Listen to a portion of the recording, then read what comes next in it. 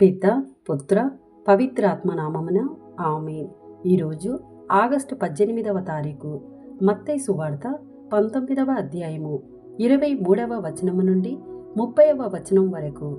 అంతట యేసు తన శిష్యులతో, ధనవంతుడు పరలోక రాజ్యమున ప్రవేశించుట కష్టము, ధనవంతుడు దేవుని రాజ్యమున ప్రవేశించుట కంటే ఒంటె సూది బెజ్జములో దూరిపోవుట సులభతరము అని మరలా మీతో రూఢిగా చెప్పుచున్నాను అనెను.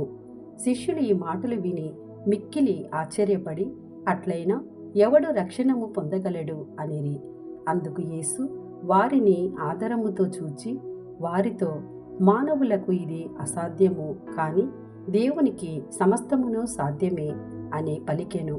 అప్పుడు పేతురు యేసుతో, మేము సమస్తమును త్యజించి నిన్ను అనుసరించితిమి, మాకు ఏమి లభించును అనెను.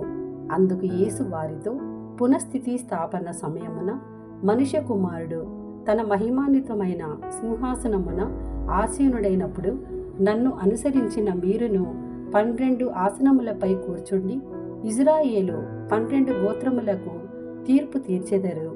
నా నిమిత్తము గృహములను గాని, సోదరులను గాని, సోదరీలను గాని, తల్లిని గాని, తండ్రిని గాని, పిల్లలను గాని, భూములను గాని త్యజించిన ప్రతివాడును నూరంతలు పొంది నిత్య జీవమునకు వారసుడగును.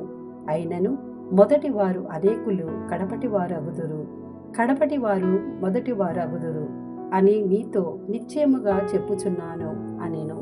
ఇది ప్రభుని వాక్కు. సర్వేశ్వరునికి వందనములు.